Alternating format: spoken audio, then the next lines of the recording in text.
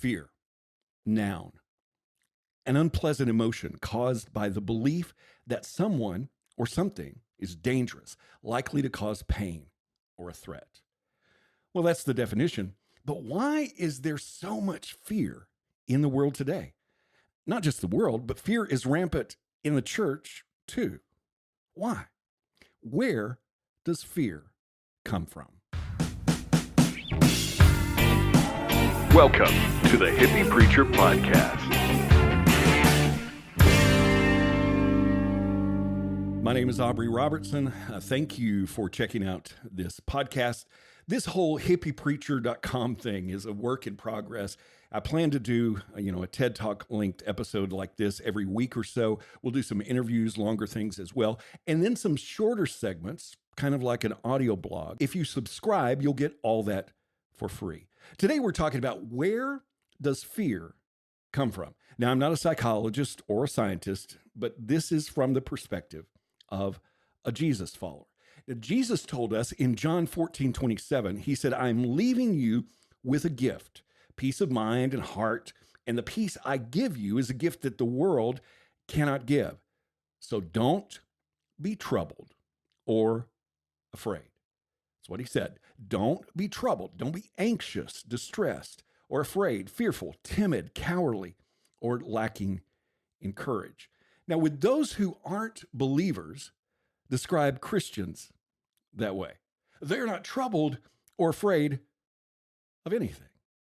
Well, not only would the world likely not describe the church that way, a recent survey among pastors said that their congregations fear the future of our nation and world, and they fear the future of Christianity in our nation and world. They said about 2/3 of their congregation are afraid of the future of our nation and of Christianity. Now, wait a minute. We're afraid of the future as Jesus followers? Sometimes I think we're reading a different book. Jesus told Simon Peter in Matthew 16 that he would build his church, Jesus's church, not Peter's church, and that upon that rock, which Simon Peter had just understood and said who Jesus was, upon that rock of understanding, Jesus would build his church, his ecclesia, and that the gates of hell, the gates of Hades, will not overpower it. So why are we fearful of the future? In that big, scary book of Revelation, Jesus wins. He wipes away every tear. All evil is defeated. So why do we think that it's our job to defeat evil in this world today? Many times we fall for the trap of the politics of fear. We think if this candidate isn't elected, or if that candidate is elected, if this law passes, or this law doesn't pass, we're all going to hell in a handbasket. And we have to protect ourselves from this evil. They are after us. We must defeat them. But when did it become our job to defeat those against us? For the first few centuries, the world persecuted the church. But after that, it seems like it became our job to persecute and do away with those who are not like us.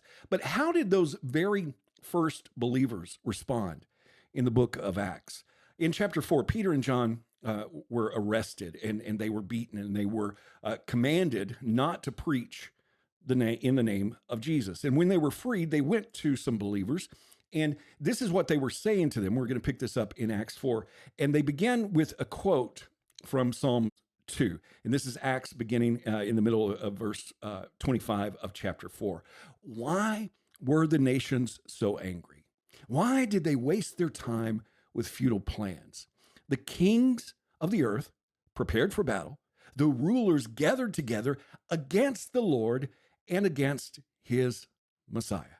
Now, before we go on to verse 27, that does not sound like a good thing, right? The rulers are gathered together against God and against his Messiah.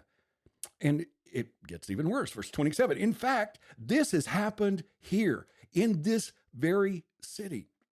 For Herod Antipas, Pontius Pilate, the governor, the Gentiles, and the people of Israel We're all united against Jesus, your holy servant, whom you anointed. Now, unpacking that, Antipas was a bad guy. I mean, he had killed John the Baptist. These are the rulers that condemned Jesus to death. They persecuted believers during this time. And let's put this into modern context. Imagine that what our response would be if popular preachers were rounded up by the government and threatened with death if they preach. Well, we probably, just guessing here, would respond with a little bit of fear. Okay, maybe a lot. But here's how the early church responded. Acts 4:28. But everything they did was determined beforehand according to your will. Now get this. All of this opposition, they're saying, hey, God's in charge. They did this. It was determined beforehand according to your will. Verse 29. And now, O Lord, hear their threats and take them out. No, I'm sorry. That's not what it says. It says, hear their threats and give us, your servants, great boldness in preaching your word. Stretch out your hand with healing power. May miraculous signs and wonders be done through the name of your holy servant, Jesus. Now, what a crazy response to this opposition. I mean, they're not asking for God to destroy their enemies. They're not asking for God to reach out his hand and obliterate everyone who is against them, but to stretch out your hand with healing power. I mean, what a crazy response, but why? Well, Jesus in Matthew 10:26, he told us, don't be afraid of those who threaten you. For the time is coming when everything that is covered will be revealed and all that is secret will be made known to all. And he said, don't be afraid of those who want to kill your body.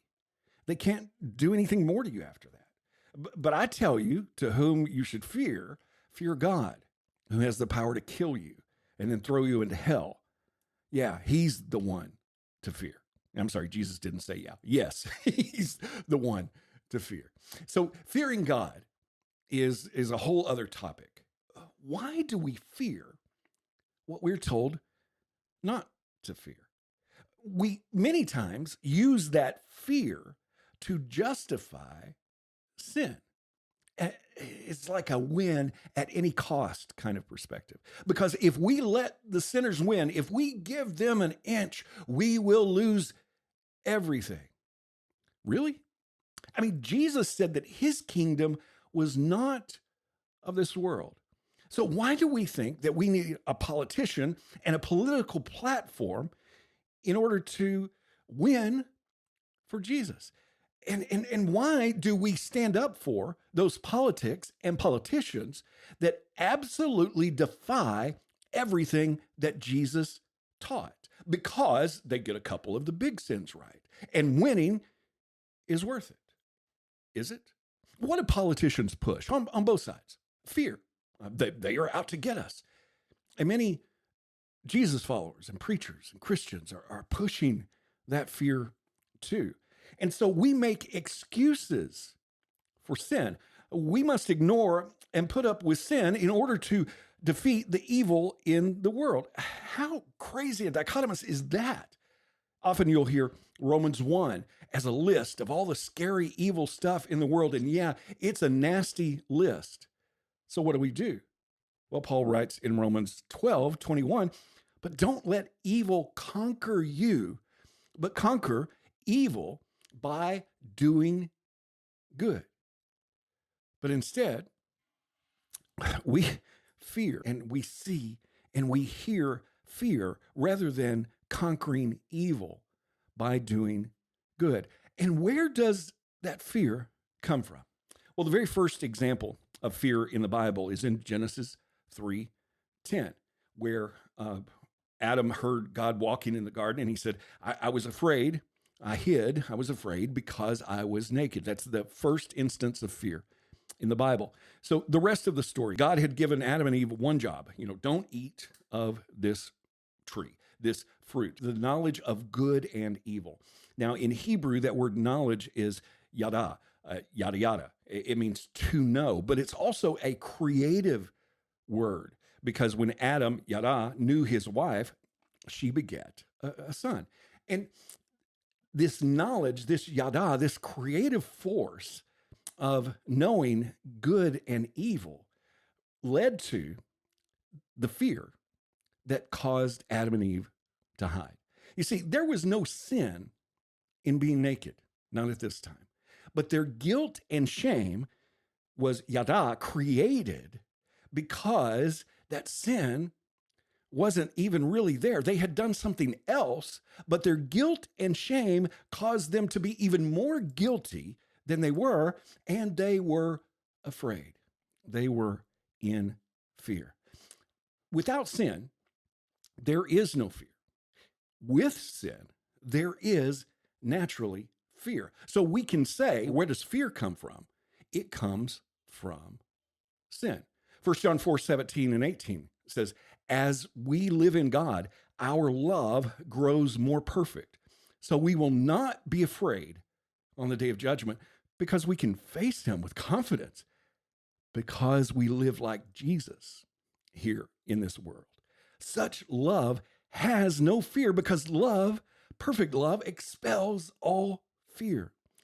If we are afraid, it is for fear of punishment. And this shows that we have not fully experienced his perfect love. Wow, let's unpack that. There is no fear in love. And if we are afraid, it's for fear of punishment, just like Adam and Eve. We fear because of the fear of punishment. What will happen if we let these sinners get their way? We can't let them keep sinning. We must stand up against them. Really? Let's tell a Jesus story from Matthew 22. Now, the religious conservatives and Pharisees and hypocrites of the day, they were always looking to trap Jesus. And so they devised this question to trap him. Is it right to pay taxes to Caesar? Is it right to pay taxes to such an evil government? It was a lose-lose question. And Jesus said, hey, give me a coin. And so he took this coin and he said, whose image is on the coin? And they said, Caesar. Well, Caesar was a really bad guy. And he gives them this brilliant answer that silenced them. He said, well, then render unto Caesar, give to Caesar what is Caesar's, and give to God what is God's. Now, that answer silenced them. But think about this. Think about the coin that Jesus held in his hand. Whose image was on that coin? Caesar. Caesar, who said he was a god. Caesar, who enforced worship of himself. The very coin that Jesus held in his hand, get this, was a sin. Because in the 10 Commandments, you are to make no graven image of anything that you worship. And this coin was a graven image of Caesar, who said he was a god. Now, was Jesus endorsing sin? No, he didn't fear Caesar. He wasn't worried about sin somehow rubbing off on him by touching this coin or not pointing out that it was evil. So why are we so nervous about that? You see, recently, a well-respected preacher told a grandmother that it might be okay to attend her grandson's gay wedding. Now, without even getting into that topic, the outrage has just been crazy. I mean, how could you endorse gay marriage? And he wasn't, actually. He's never taught anything like that. But the fear is that if we support them at all, we will lose everything. The world will win. But Jesus said the gates of hell will not prevail against his church. But somehow this grandmother's love for her grandson, right or wrong, is going to destroy everything.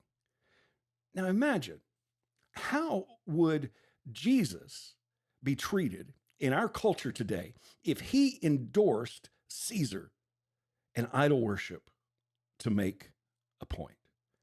You see, that fear comes from our own guilt and shame. And newsflash, it's not a Christian's job to fix the world. It is not my job to repair all of the broken people in the world. Yes, we must be set apart, but that doesn't mean that we have nothing to do with those sinners or their sin. That's why they called Jesus a glutton and a drunk. It's because of who he hung out with. In 1 Corinthians 5, Paul's talking about this because he had instructed this church previously to not associate with people who indulge in sexual sin. But in verse 10 of 1 Corinthians 5, he says, but I wasn't talking about unbelievers who indulge in sexual sin or are greedy or cheat people or worship idols. You have to leave the world to avoid people like that. Now, did you get that? He's telling the church, don't associate with these sins. But I'm not talking about unbelievers.